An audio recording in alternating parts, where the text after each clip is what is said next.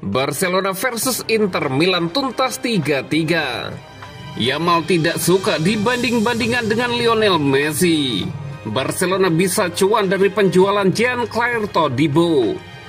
Fabrizio Romano bawa kabar baik untuk kontrak Hansi Flick bersama Barcelona. Barcelona versus Inter Milan tuntas 3-3. 6 gol tersaji dalam duel Barcelona versus Inter Milan di leg pertama semifinal Liga Champions. Meski banyak gol, duel tuntas 3-3. Barcelona versus Inter berlangsung di Stadion Olimpik Luis Campanis, Kamis 1 Mei 2025 dini hari waktu Indonesia Barat. Inter memimpin 1-0 lewat Marcos Thuram saat laga baru berjalan kurang dari 1 menit. Denzel Dumfries kemudian membawa Inter memimpin 2-0. Barcelona selanjutnya membalas dengan mencetak 2 gol lewat Lamine Yamal dan Ferran Torres untuk menutup babak pertama menjadi 2-2. Inter sempat memimpin 3-2 di babak kedua lewat Brents Dumfries. Barca kemudian membalas setelah Jan Sommer tercatat membuat gol bunuh diri dan laga tuntas 3-3. Hasil ini membuat peluang kedua tim untuk ke final masih nyata sama rata 50%. Leg kedua selanjutnya berlangsung di markas Inter pada tengah pekan depan.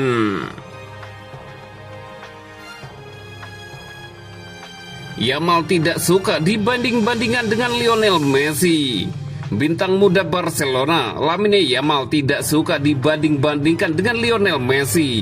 Dia ingin punya jalan suksesnya tersendiri. Yamal memang melesat karirnya di usia yang baru menginjak 17 tahun.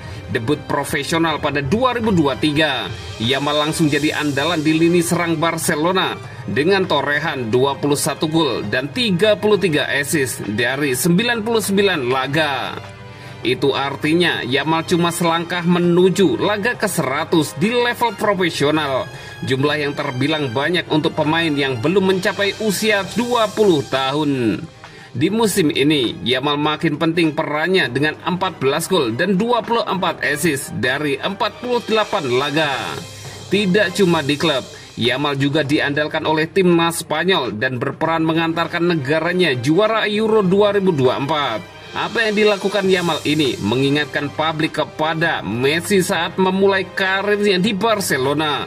Melakoni debut pada usia 16 tahun, Messi tak butuh waktu lama untuk jadi andalan Barcelona hingga karirnya seperti sekarang ini. Wajar jika Yamal mulai dibanding-bandingkan dengan Messi yang sama-sama beroperasi dari sisi kanan. Meski demikian, Yamal menepis anggapan itu dan ingin memilih jalannya sendiri untuk meraih kesuksesan. Dia mau fokus untuk memperbaiki kekurangan agar bisa lebih baik ke depannya. Saya tidak suka membanding-bandingkan diri saya dengan siapapun, termasuk juga dengan Lionel Messi. Biarkan saja kalian media yang melakukannya, ujar Yamal di ESPN. Saya hanya coba menjadi diri saya sendiri dan mengikuti takdir saya. Tentunya saya mengidolai dia sebagai pemain terbaik sejagat.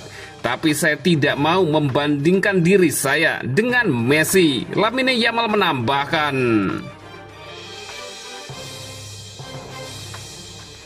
Barcelona bisa cuan dari penjualan Jean-Claire Todibo. Barcelona akan mendapatkan keuntungan jika West Ham United mempermanenkan status Jean-Claire Todibo dari Nice pada musim panas tahun ini.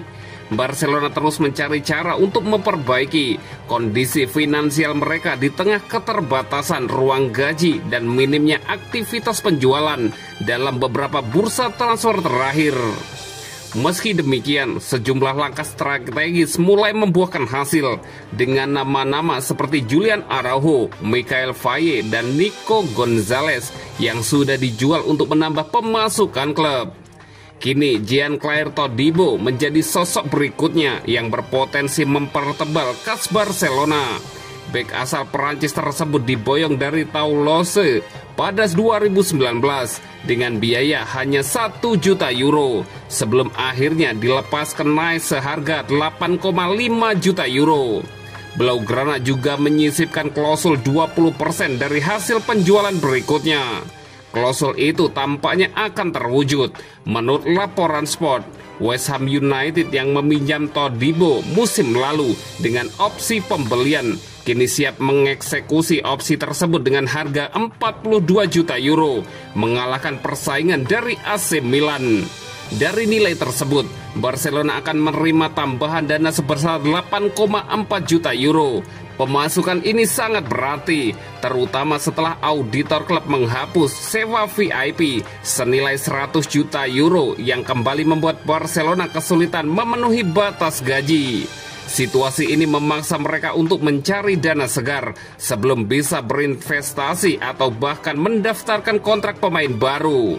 Secara keseluruhan, Barcelona hanya menghabiskan kurang dari 17 juta euro untuk mendatangkan dan kemudian melepas Todibo, membuat transaksi ini semakin menguntungkan. Direktur sepak bola Deco juga tengah mempertimbangkan alokasi anggaran untuk memperpanjang kontrak bintang seperti Frenkie de Jong dan Lamine Yamal musim panas ini. Barcelona pun mulai mengadopsi strategi transfer yang lebih terstruktur dengan rutin memasukkan klausul penjualan dalam kesepakatan mereka, mengikuti jejak Real Madrid yang kerap menetapkan 50% hak penjualan kembali pada pemain-pemain potensial. Michael Faye dan Oscar Mingueza adalah contoh dari pendekatan cerdas ini yang bisa mendatangkan tambahan dana di musim panas mendatang.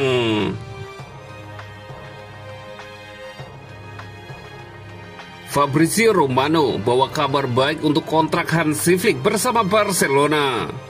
Barcelona sedang dalam aura positif berkat keberhasilan menjadi juara Copa del Rey musim 2024-2025. Skuad Blaugrana semakin dekat menuju target treble dan tinggal memastikan 2 trofi lagi, yakni La Liga dan Liga Champions. Sosok Hansi Flick sebagai pelatih kepala Barcelona jadi kunci kedikdayaan Barcelona dalam beberapa bulan terakhir. Dilansir dari Fabrizio Romano, Hansi Flick mengungkapkan bahwa dirinya sangat cocok dengan atmosfer di dalam internal klub. Mantan pelatih Bayern Munchen itu sangat senang bisa bekerja sama dengan pemain-pemain sekaliber Lamine Yamal, Pedri, Rafinha, dan Pau Cubarsí. Laporta juga mengindikasikan bahwa Hansi Flick akan bertahan di Barcelona. Hansi Flick sangat sempurna untuk klub ini, baik sebagai seorang individu maupun ide-idenya, buka Laporta. Ia memastikan bahwa pihaknya saat ini sedang berdiskusi dengan sang pelatih untuk kontrak barunya tersebut. Flick tahu bahwa kami ingin bekerja sama dengannya untuk jangka waktu yang panjang.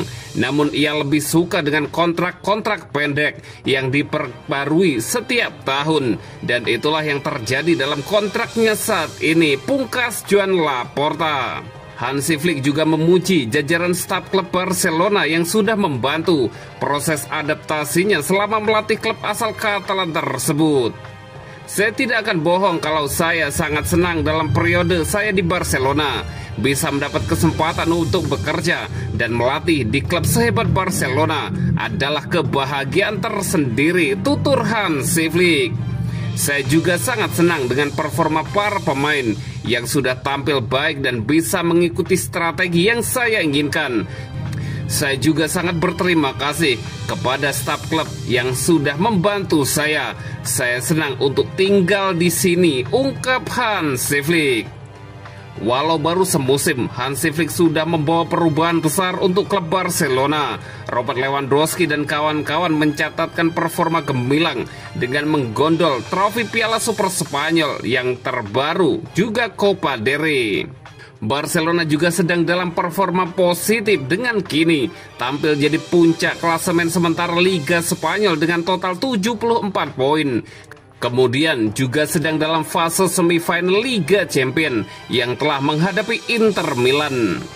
Hansi Flick juga berpeluang jadi pelatih yang sukses mempersembahkan gelar Liga domestik di musim perdananya melatih sebuah klub. Prestasi serupa pernah ditorehkannya ketika dituju jadi pelatih kepala Bayern Munich pada tahun 2019-2020. Hansi Flick langsung menjuarai Bundesliga di musim yang sama dan menjadikannya sebagai pelatih tersukses saat itu. Semusim berikutnya, Hansi Flick berhasil membawa Der Bavarian jadi juara Liga Champions mengalahkan PSG di final. Musim depan akan jadi musim terakhirnya bersama Barcelona bila merujuk kesepakatan kontrak bersama Barcelona selama 2 tahun. Namun dari pernyataan yang dilontarkan Flick, rasanya sulit untuk melihat mantan pelatih timnas Jerman itu berpaling.